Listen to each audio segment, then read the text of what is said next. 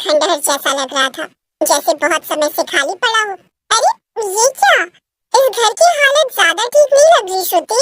अरे चिंता मत कर पारुल, ये जो घर का मालिक है उसने मुझे फोन पर बताया था कि घर के अंदर सारा खाने पीने का सामान मौजूद है, हमें कोई भी परेशानी नहीं होगी।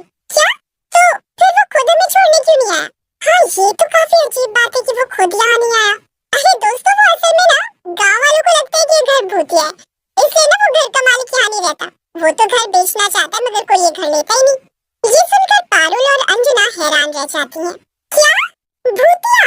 श्रुति ये तूने हमें पहले क्यों नहीं बताया? मैं तो यहाँ आती नहीं। हे भगवान क्या होगा आज रात हमारे साथ?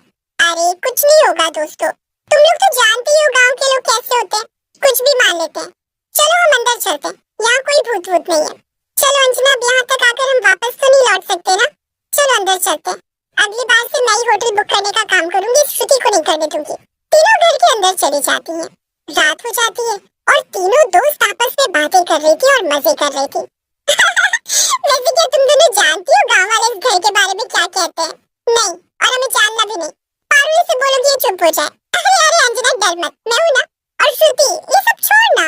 अरे सुनो ना, लोग मानते हैं कि इस घर के अंदर एक भविष्यवाणी करने वाली चुड़ैल रहती है। क्या? इसका क्या मतलब? अरे इसका मतलब ये कि पहले इस घर में एक औरत रहा करती थी जिसका नाम था कामिनी। कामिनी को लोगों के हाथ देखकर उनका भविष्य बताना आता था। वो हमेशा लोगों का एकदम सही भविष्य बताती थी, इसीलिए गांव के सभी लोग उसके पास आते थे। लेकिन एक दिन गांव का सरपंच जो कि बहुत ताकतवर था, वो अपनी पत्नी के साथ कामिनी से मिलने आया। लेकिन सरपंच की पत्नी का हाथ देखकर कामिनी ने ये कह दिया कि उसके भविष्य में सरपंच की पत्नी और उसके बच्चों की मौत हो जाएगी। इस बात से सरपंच बहुत गुस्सा हो गया और वापस चला गया। कुछ दिन बाद सचमुच ही सरपंच और उसकी पत्नी की मौत हो गई। ये सुनकर अंजना बहुत डर जाती है। क्या? हाँ और क्या? ओहो, लेकिन फिर इस घर का मालिक वो कौन है? अरे वो तो दूसरे गांव से आया था और उसने ये घर खरीद लिया। वैसे दोस्तों एक बात बताओ, मुझे भी हाथ देखकर भविष्य देखना आता है। ये सुनकर पारुल कह रहा था, बचाओ, बचाओ, अंजना, बचाओ, श्रुति, श्रुति। अरे क्या हुआ? अब तुझे हाथ देखकर अपना भविष्य नहीं जानना? नहीं नहीं नहीं, प्लीज मुझे छोड़ दो, हम लोग अभी यहाँ से चले जाएंगे।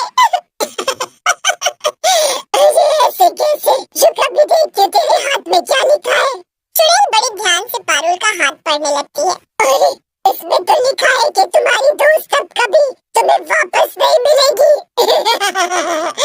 तुमने अपने एक दोस्त को खो दिया। ये सुनकर पारुल और श्रुति बहुत ज्यादा डर जाती हैं। और अब मैं तुम दोनों का भविष्य देखूंगी और ये बताऊंगी कि तुम्हारी मौत कैसे होगी, और फिर उसी तरह से मैं तुम्हें मार दूंगी। ये सुनकर पारुल और अंजना बहुत डर जाते हैं और वो दोनों